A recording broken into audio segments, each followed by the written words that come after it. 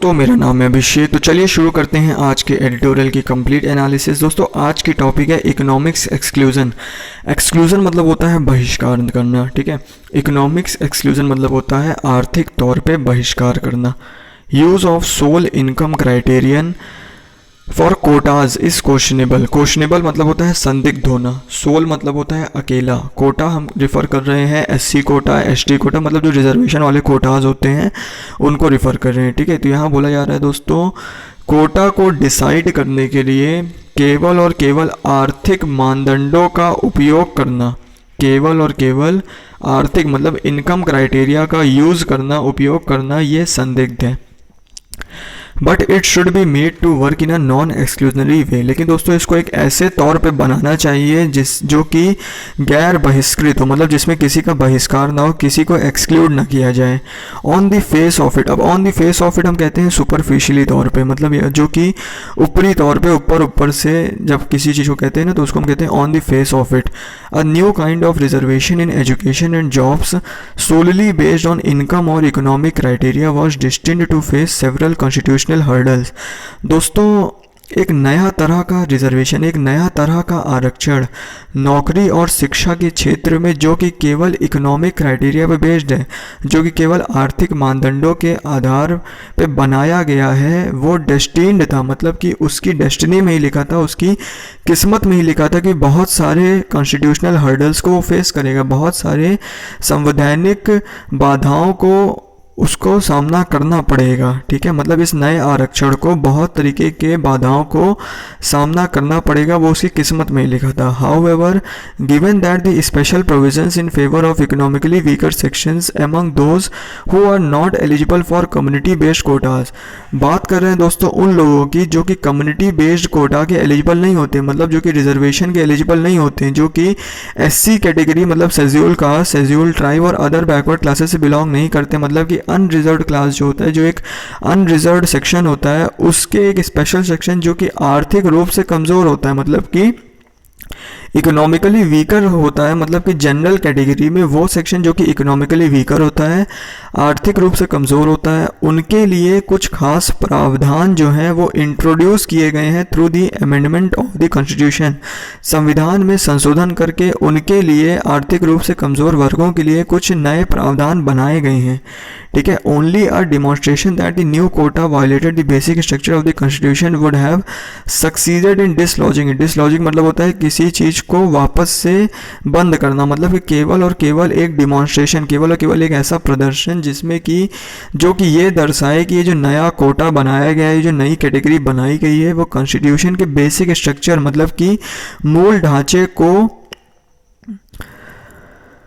ढांचे को क्या कर रही है, वायलेट कर रही है, उसका उल्लंघन कर रही है। केवल यही इस कोटा को वापस से रद्द कर सकता है। डिसलॉजिंग मतलब होता है रद्द करना, ठीक है, उसको वापस से बंद करवा सकता है। By a majority of 3-2 the supreme court of India has ruled that the amendment does not violate the basic structure. अब दोस्तों 3-2 की मेजॉरिटी थी, ठीक है, मतलब कि 3 जज जो थे वो फेवर में थे और 2 जज जो थे वो अगेंस्ट थे।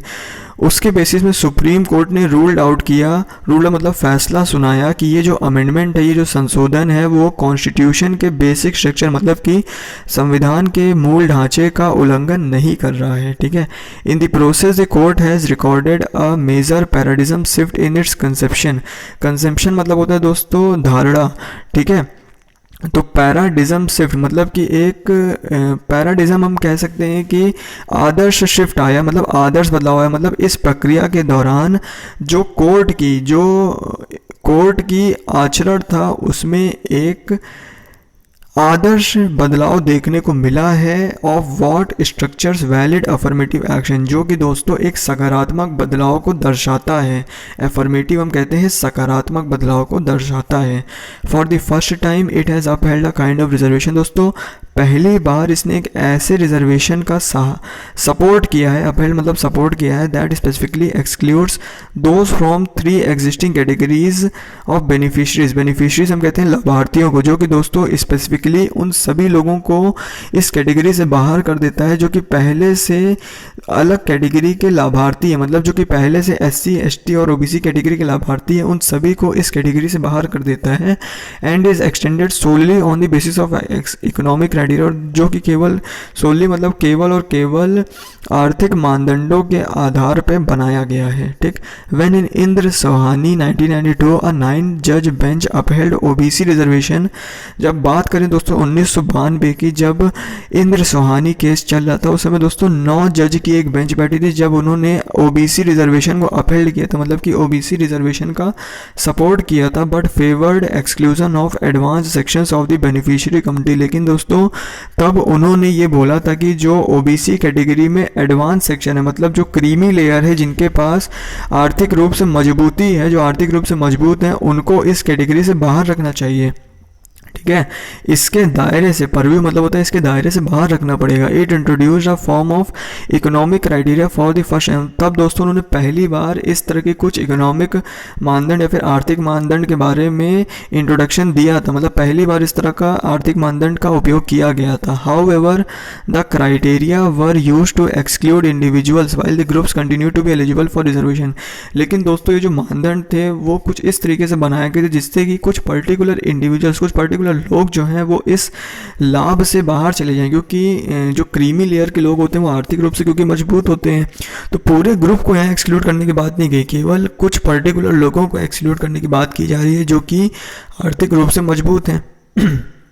At the same time, court struck down a provision for 10% reservation for economically backward regime on the ground that constitution does not provide the reservation solely based on economic criteria। दोस्तों उसी समय न्यायालय ने, मतलब court ने कांग्रेस शासन के दौरान पेश किया गया, मतलब इंट्रोड्यूस किया गया पिछले वर्ग, जो पिछड़े वर्ग होते हैं उनमें इकोनॉमिकली पिछड़े वर्ग होते हैं, मतलब आर्थिक रूप से पिछड़े वर्गों के लिए कांग्रेस शासन द्वारा पेश किया गया था कि उनको 10% रिजर्वेशन देना चाहिए। लेकिन उस समय कोर्ट ने इस फैसले को रद्द कर दिया था। स्ट्रक डाउन मतलब होता है रद्द कर दिया था, इस प्रावधान को रद्द कर दिया था।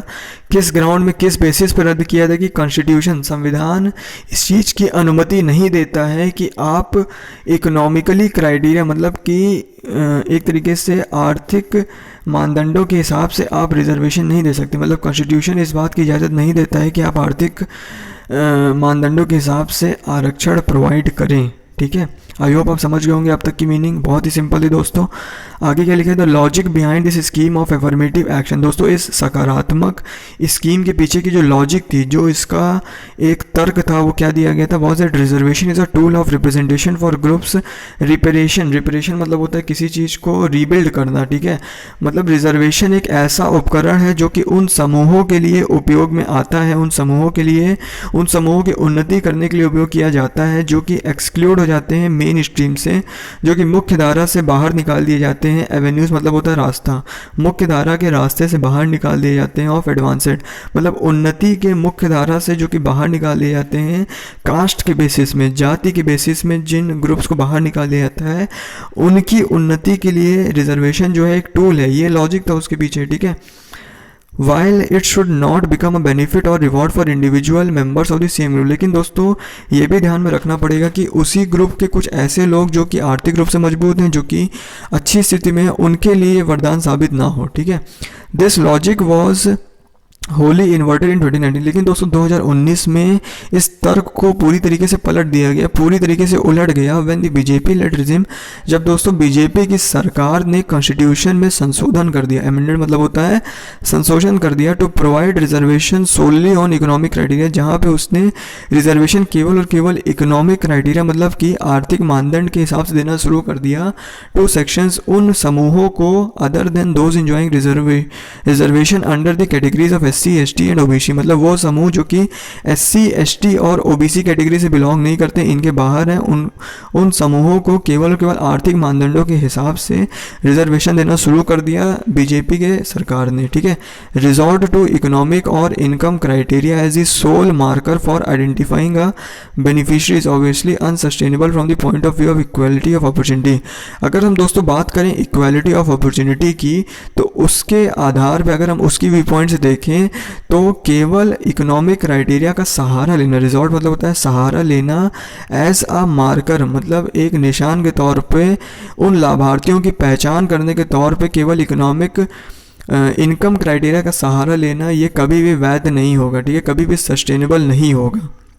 ठीक, ऑल 5 जजेस agree that the introduction of an economic criteria does not violate the constitution. दोस्तों सभी 5 जजों द्वारा यह बात मान ली गई थी, इस बात पर सहमति दे दी गई थी कि इकोनॉमिक क्राइटेरिया के बेसिस से, मतलब कि आर्थिक मानदंडों के हिसाब से दिया गया रिजर्वेशन जो है वो कॉन्स्टिट्यूशन के मूल ढांचे को उल्लंघन उसका नहीं करता है। ठीक है, how ever justice S Ravindra Bhatt with chief justice of India you Lalit. दोस्तों जहाँ पे रविंद्र भट्ट जस्टिस और इंडिया के chief justice U Lalit concurring, मतलब एक बात पे सहमति बनाई उन्होंने कि has currently founded the exclusion of groups that already enjoy reservation. उन्होंने ये पाया कि वो ग्रुप्स जो कि पहले से ही रिजर्वेशन का लाभ उठा रहे हैं, उनका exclusion from accessing this new form, इस नए आरक्षण में उनका एक्सक्लूजन मतलब उनका बहिष्कार कर देना इस नए ग्रुप से वायलेट दी इक्वालिटी नॉर्म, ये इक्वालिटी नॉर्म का वायलेशन कर रहा है, मतलब कि जो एक समानता का अधिकार होता है उसका उल्लंघन कर रहा है, which is a basic feature of constitution, जो कि कॉन्स्टिट्यूशन के मूल ढांचे में लिखा हुआ है। तो आई होप दोस्तों आप आज के ट्यूटोरियल के एनालिसिस समझे होंगे। कैसी लगी आपका एनालिसिस प्लीज़ कमेंट बॉक्स में टाइप करिएगा। Thank you.